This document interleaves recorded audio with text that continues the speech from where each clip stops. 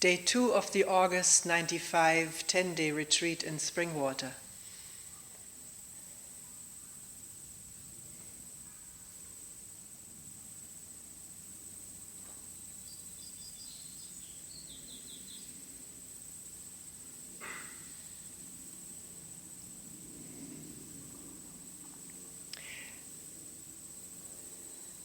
Someone asked a question like this.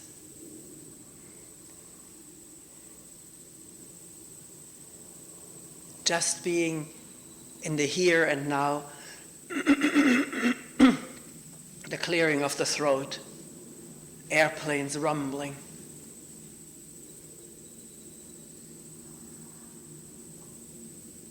Breathing. Heart beating. Insects humming and birds calling. I wanted to ask you, is that enough?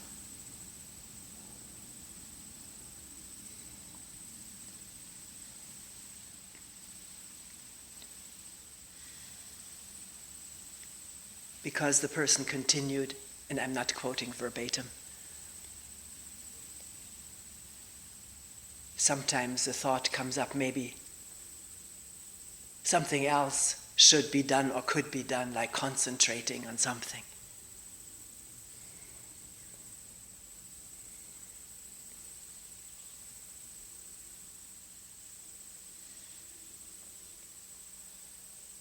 Which, as all of us who are able to concentrate know, creates energies. Concentrating on a place in the body can create tremendous heat there.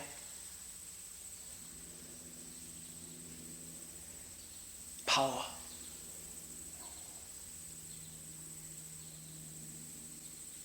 The person admitted, concentrating, there is some dualism. There's me, the doer, and what I want to do.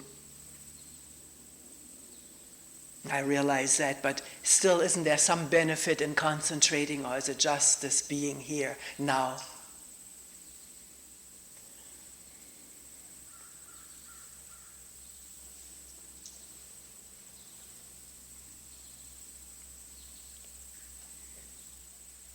First of all, let me say, right at the beginning of a long retreat, if there's the feeling of urgency to do something like concentrating on a word, a thought, a place in the body, or two of them, please do it. Find out for yourself what it is all about. No one can tell another.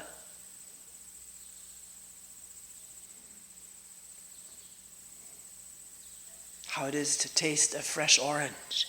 One has to peel it and bite into it, swallow it, taste it.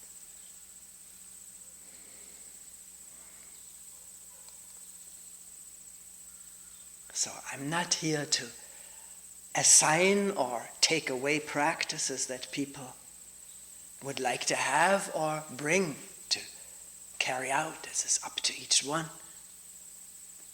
But if one is interested in coming to a talk or meeting, group or single, then it's inevitable that challenges are felt and heard. And one can experiment with what is being said, or maybe one sees something right away. Yes, this is so, or no, this isn't so. I would put it differently, or I see it differently. This is what meetings are for, to air, to dialogue, talk right through the whole thing.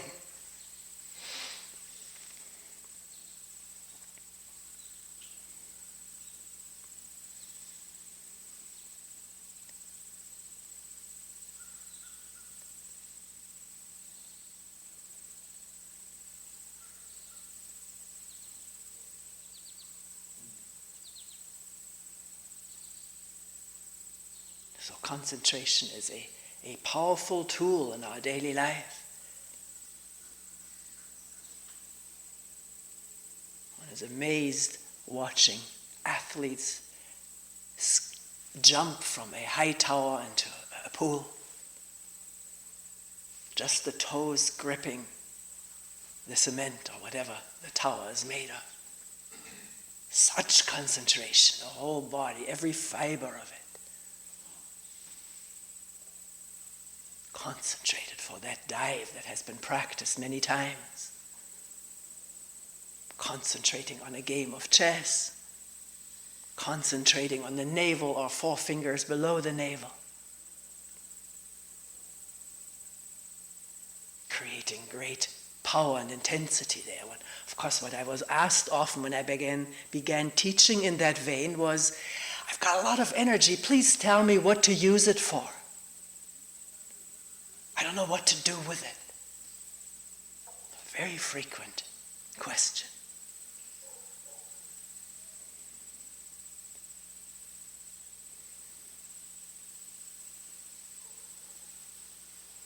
And it comes full circle. What to do it with? To be here and now. As no doer, no beer, no one identified with any imagery. That's pure energy of being. The rustling of leaves and calling of dogs and humming of bugs. With no identity with a listener or observer or doer, concentrator or non-concentrator. This is all the very fertile, very creative activity of thought. Awe-inspiring power and creativity in this whole unfolding of thought and feeling and emotion, and more thoughts and more feelings and more words about the whole thing. If one is poetic, captured in a poem or a novel.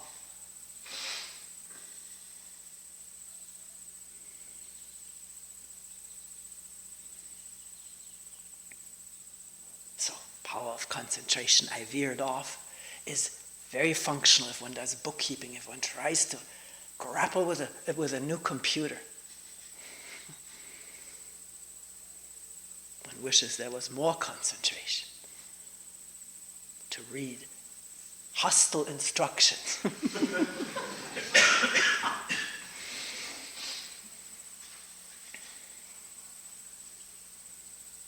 Not to get whirlpooled into anger or frustration about all of that. But how can you differentiate, how can you concentration from also being here? If it is separate, then there is a concentrator and no openness to be aware of that. The concentrator and his or her frustrations and ambitions. Where there's ambition, there is frustration. They go together. Where there's wanting to reach a goal, there's also resistance that goes with willpower. The two of them always come in pairs, linked intimately. And to be aware of that needs no concentration. It needs an opening of the mind, which no one quite knows how it happens, except that it does happen.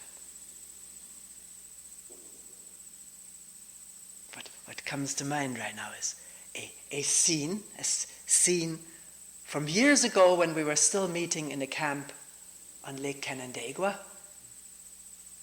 I'd given a talk using as an illustration something that happened to one person who had told me about what happened. It was very applicable to what happens to human beings like you and me. So it was brought up in the talk. I hadn't mentioned at the time, and I haven't mentioned in this retreat, so let me take time out to do. If there's anything you ever say in a meeting that you want to make sure won't come up in a talk, and it will never come up with a name, I will never reveal the identity of the person. If you don't want that thing to be mentioned, please mention it to me, because it may come up. Because this is sort of a spokespiece here, sitting here, for all that comes up in people and formulates itself and presents itself, maybe in some meaningful connections or insights. So if you don't want something to be brought up, be sure to emphasize it. Well, this hadn't taken place at that retreat, at the camp, and even though no identity was revealed, this case was used as an illustration. And the next time this person came to a meeting, he was very angry. No, he told me he was angry. And my heart sank. Because I don't like to do this, and one feels guilty about this and bad. And he told me how angry he was when his thing there that he had talked to me about was mentioned in a public talk. Really angry at me and feeling embarrassed and whatever all goes with anger. Fear of exposure, fear of the hidden being coming out into the openness, tremendous fear connected with anger and vice versa. So he told me how angry he was, and I was trying to make apologies. And he broke out laughing, and he said, "You don't have to apologize." There was the realization it is all imagery. And he laughed, and I laughed too, because imagery had been forming in me about myself being indiscreet.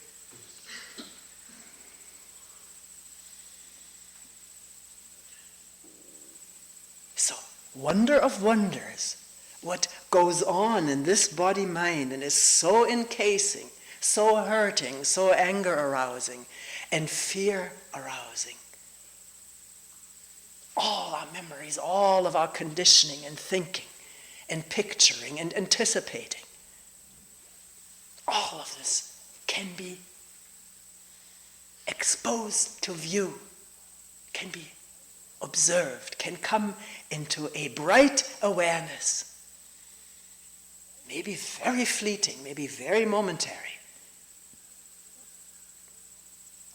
But it can also, that awareness can also be more stable. Over time, I don't know what function time has in this, whatever that is. We'll talk about it sometime.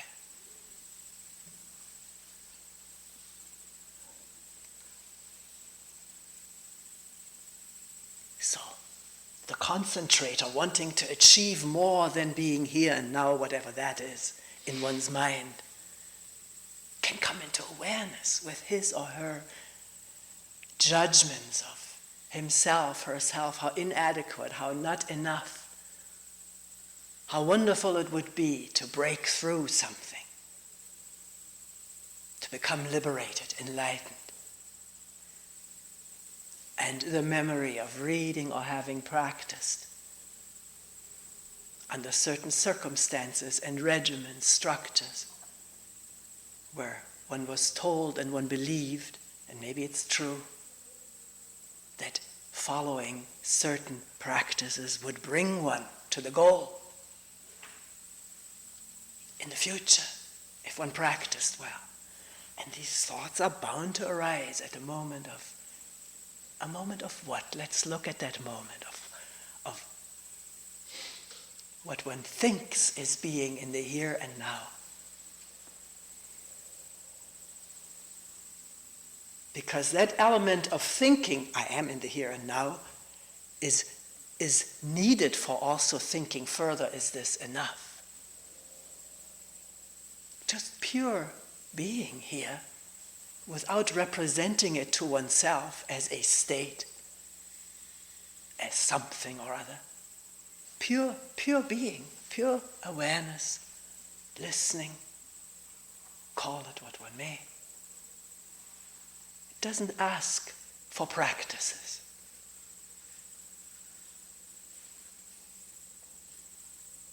The thought asks for practice. Is this enough? Is this as much as I thought I would get if I follow this or that path?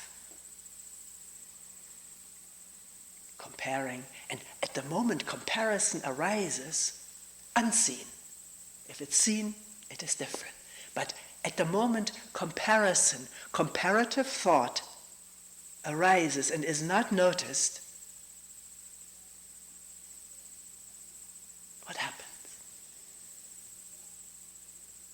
Already the body may manifest some discontent with the present situation, wanting past content or imagined content, contentment, satisfaction. What does comparison do? Keep it as a question in the mind with all the other questions that are aroused or that are raised here. What does comparison do at the moment it arises? That if that question is very vital, there's great interest in it, because we live on comparison. It's our daily food. If that question becomes very vital, very intense, then maybe at the moment of comparing, there will be also an instant of stopping and wondering about this curious phenomenon of the human being comparing herself to others, to states, to imagined goal states, to what other people are imagined to be feeling. One doesn't really know what someone else feels. And if I knew, the moment I know, it may have already changed. Often we don't know ourselves how we feel. It changes so quickly. And verbalizing about it and comparing it makes it ever remote, intangible, very tangible in thought, but not tangible as this moving, living, changing process, which I call me.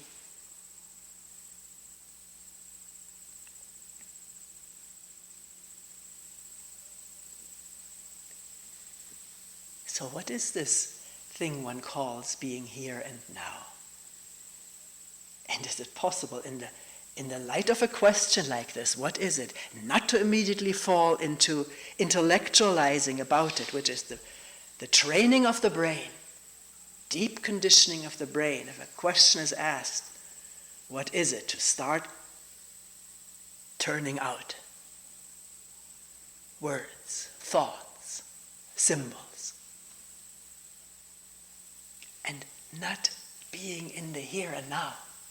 Although the turning out of thoughts and symbols and words happens now, but is it seen as happening? Or is there caught upness in the content of the words? It's not really enough. I could reach something more.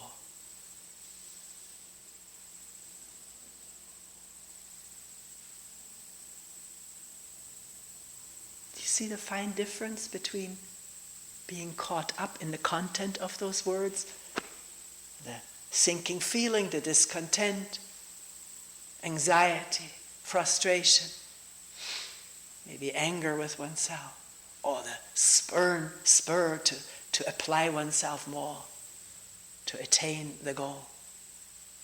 Can one see that at a glance as a thought is raised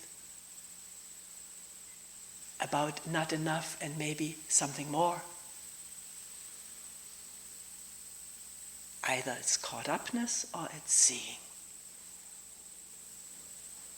And yet, being caught up, it can be seen this moment, even if it has happened.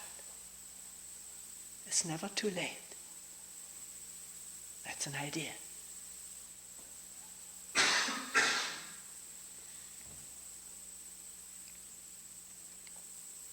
So, this is what people report. Yes, there are the humming, there's the hum, and the cough, and the breathing, and the mind fairly quiet. And yet there's some shadow of meanness in all of that. Someone experiencing all of that. Someone being here. And that feels like a separation. It does. thinking about oneself being here in whatever shadowy way.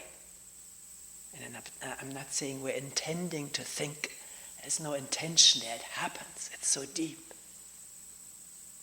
And maybe the quieter the mind, the more of its depth of thinking exposes itself shadow-like with tremendous physicalness too, attaching to this being, grasping at one's existence, not wanting to let go of being this even shadowy me. And often people reporting some fear coming up at this moment of quite openness, quietness, silence, spaciousness, and yet there is this shadowy me, and maybe an anxiety flooding the body, which may have been a shadowy or visible thought.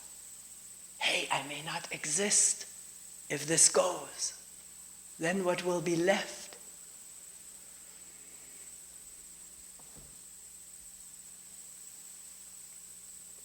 Actually, in a state of openness, no boundaries, borderlines, shadowiness, there's no fear, there's no fearfulness, nothing to be afraid of.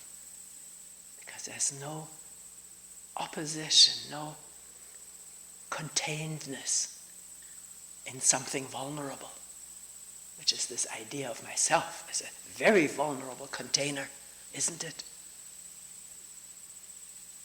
Fragile. And becoming more and more fragile with this work of meditative inquiry. The grosser, harder, more resistant layers, the heat shields, may drop off. And what is exposed is very tender, vulnerable, inside.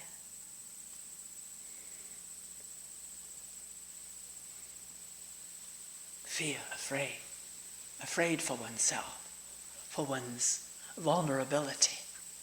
But as we were exploring with someone this morning, feeling vulnerable and afraid of being hurt, feeling unprotected, is still the operation of some thought somewhere in this vast consciousness, which includes what we call the unconscious mind. It needs some thought to move, to say, hey, you could be hurt. The fantasy of it, the idea of it. And then the body faithfully manifests that thought out danger. Manifests it. Everybody knows one fearful thought, and the body may be in uproar, mobilized to run, to hide, seek protection with others, or to fight, seek alliance with others to fight, or to freeze.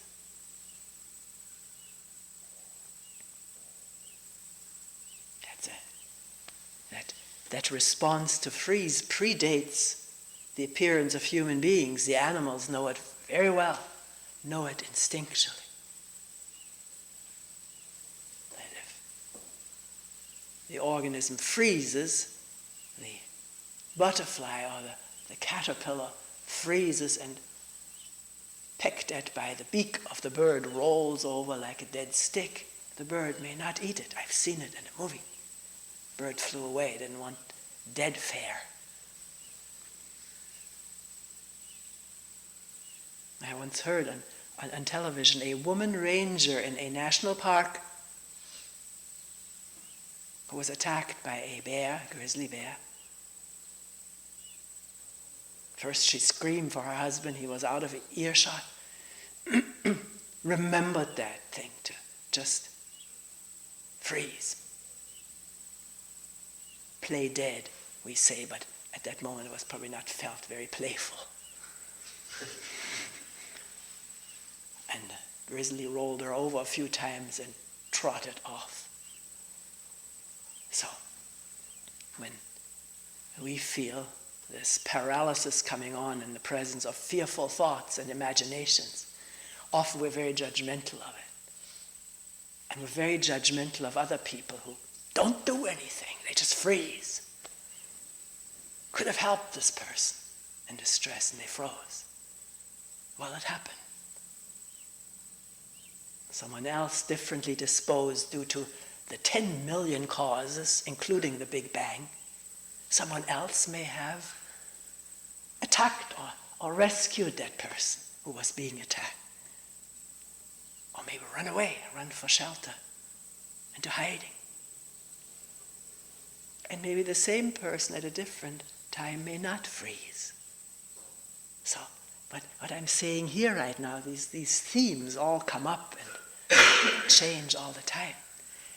Not to be so judgmental and identified with what manifests at this moment in a human being, be it freezing or anger, fighting or fleeing, withdrawing or entering the battlefield. It's what happens due to 10 million causes. We think, I'm doing this. I'm pretty good, or I'm awful. But what is this I that thinks, I'm good, I'm bad? Or the others are good or bad? What is it?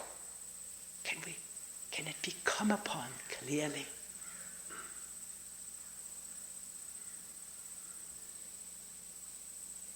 So where did all of this start?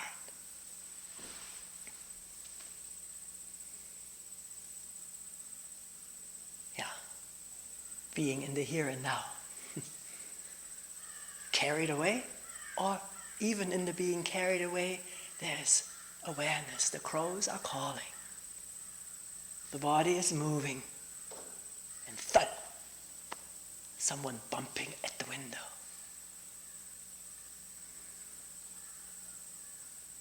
Or is there a thought arising? It's not arising. I'm improvising this one. I am terrific, or I am terrible. And can that thought be seen, or does it immediately ensnare in depression?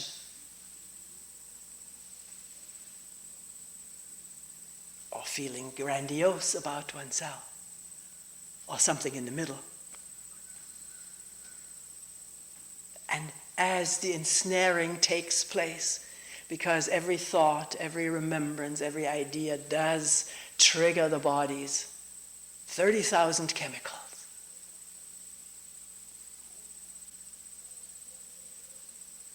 And the organs, and the muscles, and the tissue.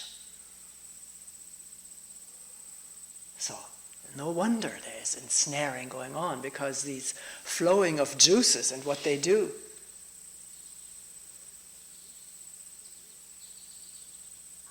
What we call fear or anger, jealousy, or pleasure. It's very real, very palpable. It's not just fantasy. Fantasy triggered it. But what is triggered is not fantasy. It is as humming in the best way, or turbulent, agitating, as thunderstorm and trees crashing.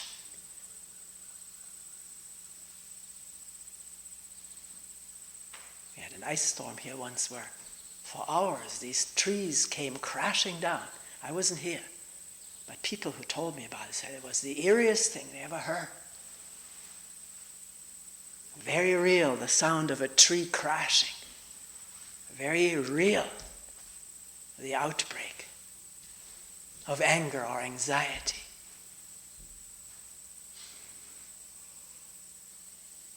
Real as far as manifestations in this organism and the organisms that are affected by this organism is concerned.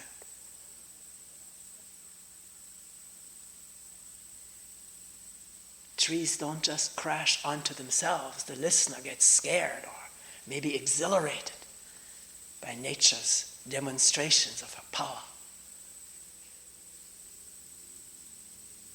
Or angry at the loss of woods. All of us in this whole universe affect each other, superficially, lightly, or profoundly.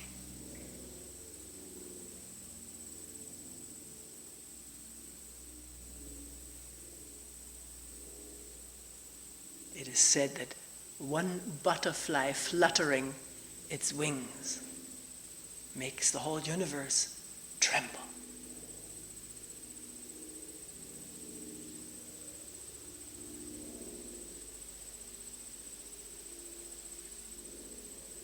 So no wonder we get affected by someone who's angry, or someone who's afraid, or someone who is neither.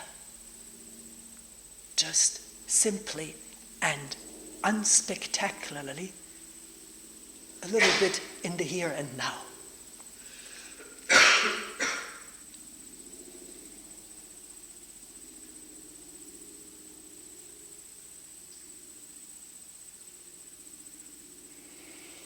So, with that coming again, full circle to our original theme. Not to allow thoughts to deprecate this here and now. Maybe one hasn't really even experienced it fully. And therefore, thought says, well, is that all? That's not enough. There must be something more or better. Or maybe it's just a memory, and memory is not as powerful as this presence without memory of what was. It's not needed. It speaks for itself. But to beware of all of these thoughts that come into this comparison-ridden mind. Is it as good as, or it's not enough, not as good as? To distrust. Be skeptical about the evaluations and stories that arise automatically or seemingly automatically with each experience. And unless one becomes a little wiser through insight, through realizations and lookings and listenings, one will trust these stories that the brain churns out about myself, my fate, the other people. What they are, what they could be, what I'm not.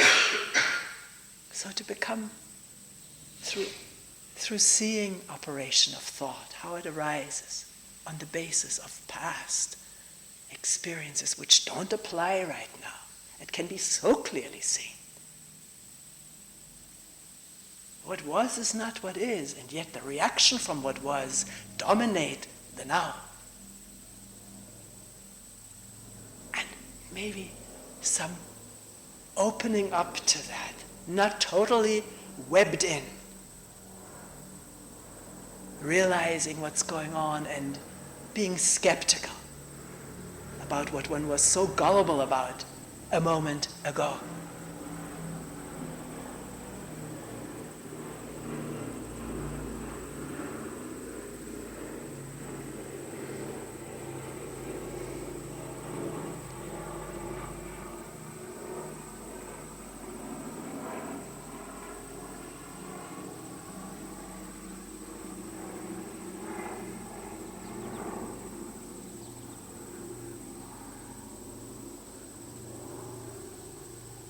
You could say, well, isn't being skeptical about thoughts just further thinking about thinking? You have to see. It all depends.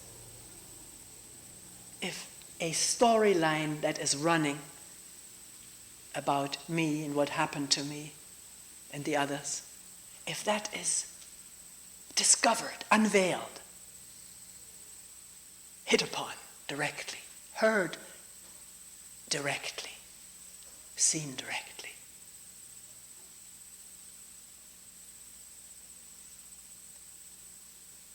then it's quite clear that it comes from memory, from habit, habitually talking about oneself. Here we come to a new theme about talking about oneself as the victim. Someone brought that up. Being so caught up through parental influence. Parents were always victimized. And children, of course, imitate and take over by osmosis all the thought and emotion and behavior patterns of their parents. Unfortunate, but it is so. That's how it happens. This is how learning proceeds, through incredible power of imitation and, of course, programming through reward and punishment, and the utter dependence a child has on his or her mother, maybe father, maybe both. Due to that dependence, so open to being conditioned to the right ways of being in quotation marks and the wrong ways of being in quotation marks. Quotation marks meaning it's so totally arbitrary. So one has learned to nurture this image of oneself as a victim. It was brought up by someone else, or a few people already, in connection with paranoia about what other people think about me. Maybe we should discuss one thing, and that's not quite completely the same. So, paranoia later. Victimization right now. Do we all know it? Or are there any among us who have never experienced this feeling of being victimized by circumstances, by the other people? One's station in life. It's such an enormously ingrained pattern that it takes a while to even come into awareness. Because what this organism, body, mind, is habituated to, it just takes for natural. So it takes, maybe not, this kind of working together, listening to talks, discussing with each other, for some awareness to dawn of this mode of victimization. I know it very well myself. It was a big thing in our family, feeling victimized, particularly my mother. Rightfully so, you could say. A Jewish spouse in Germany, Nazi Germany. You say, well, wait a minute. Of course she was victimized. But more happens than just what happens to us, circumstantially. The discriminations and not being allowed to do this and that, and humiliations. Humiliations is already, it doesn't have to become a humiliation.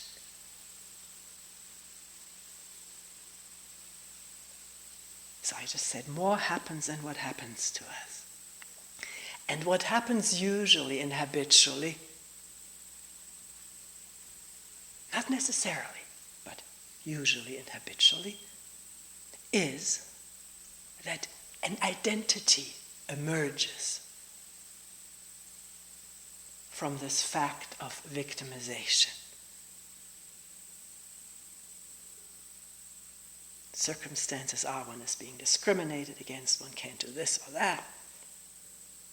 I couldn't go to dancing school, couldn't play tennis in a tennis club, had to leave school, and the list for my mother is longer than that. We were victims. Does it remain with that, or does the mind eke out an existence which is extra? The web of story, which has such profound influence on the organism.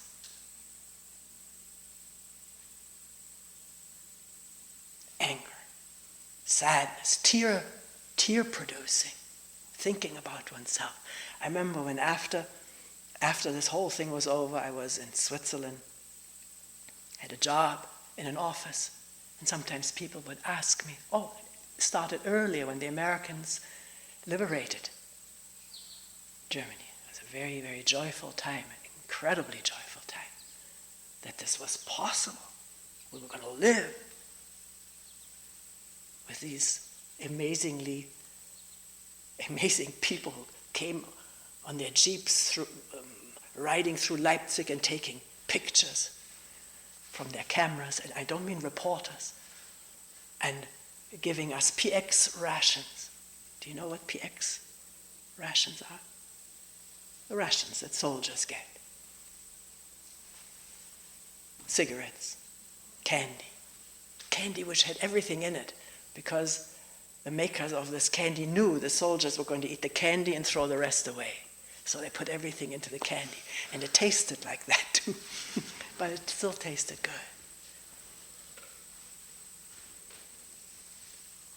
So, in telling to the interested liberators, and later on to my office colleagues in Switzerland, the story of my life, I get so excited, my heart would palpitate and tears would well up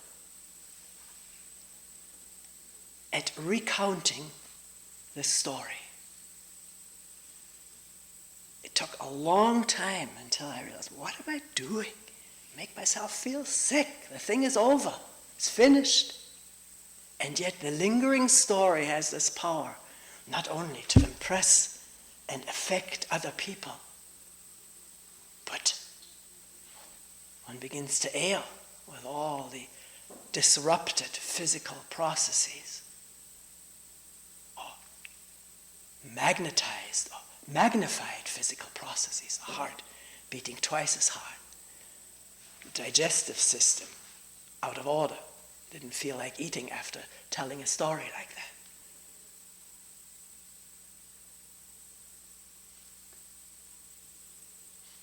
What comes to mind right now, we're rambling on and on, this tremendous emphasis that memories of Holocaust, Hiroshima, have to be kept alive. Tremendous effort being made to keep these memories alive. I think one of the reasons, one of the intentions is so we won't forget, so we won't do it again.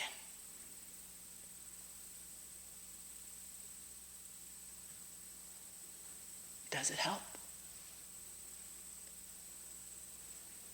to keep memories alive?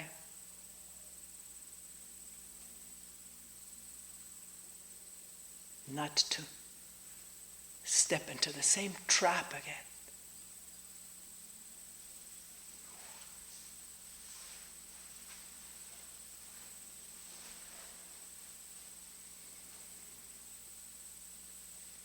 It takes more than memory not to step into the trap.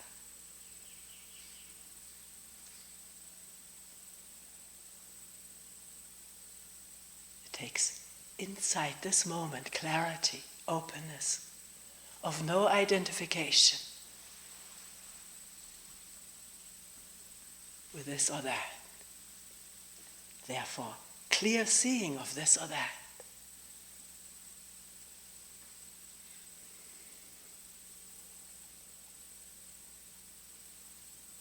Not just clear seeing, with an openness which is not identified with this body-mind as my life, my fate, my story, my future, my past, my belongings. In the absence of this strong identification, my needs. In the absence of this strong identification, which can be illuminated in awareness. In the absence of it, or the illumination of it, the irradiation of it, an amazing thing happens. so much enters awareness that wasn't there before. How someone else may feel, how someone else looks, how someone else suffers, and what someone else suffers from. And an uncalled for, or I mean it, unpremeditated or unexpected compassion. Not through memory or practice. I know many people practice compassion practices, and please don't let me interfere with it. But the amazing thing about love or compassion is that it's there when there is not this immense identification with this here, me, mine, you, yours.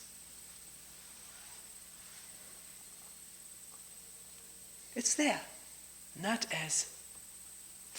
flaunting itself. It's there because it's clear how someone else feels and what we all suffer from, what keeps us enclosed, encased, exploding or imploding with tension, memories.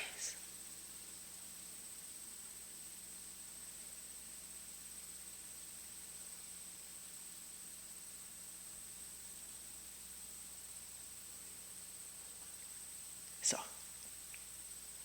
getting late. This victimization thing. I remember for quite a while, after having some first glimpses of this, how one nurtures the image of oneself as a victim, one gets energy from it, one gets attention from it. If maybe only imagined attention, but some people are really caringly interested in victims. And is oneself as a victim beginning to live on this care and attention more than is needed? By more than is needed, I mean nurturing the image of oneself as victim, not one's needs of needing help to get out of a mess, or help with whatever disablement one may suffer from or be. Yeah. But this web spinning and then attachment to the web, to the idea of myself as a victim and not wanting to let go of it. I could see it with my mother.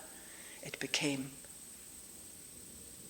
her whole physical health, which was not good, but becoming a patient. Another form of victim after we were out of Germany. Seemed to become a huge part of the content of her life. And I understand that so well. I know how it works, how it operates, and how this whole system here can fall prey to it. So, after some first glimpses into this, then whenever it was glimpsed, not always, old habits die very slowly. They can be gone in one instant, but they're back, because the system is alive. So then, whenever it was glimpsed, the word would come up, victimized, exclamation mark. And that ended it. It was so ridiculous to live off of something like that. It's amazing how sometimes a momentary insight, and that moment, the word presenting itself could illuminate what was going on and cut it off, because one doesn't have to, or the mind doesn't have to go on with a story if it sees what this is and what it does.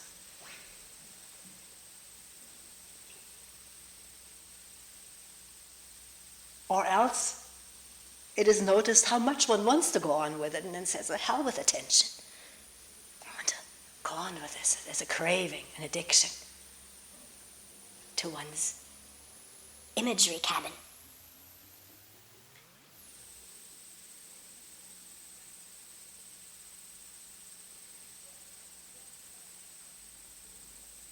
So this is what the person said, if I remember right, who brought this up. I'm wondering if one can get out of this, or whether this is inevitably there. I have the feeling maybe it's possible. It takes a lot of patience and the energy of looking, the interest in it. And watching oneself and others. And careful not to condemn the others who are victims of victimization. Because that's what happens so automatically. One doesn't like something in oneself, one condemns it in the other person. That's where it is more visible and more condemnable. And leaves this here alone. So, noticing something in oneself, is it possible to compassionately look at this stuff manifesting in others and putting some time and energy into understanding how it works for others, because one can understand how it works for oneself. All the different manifestations of victimization.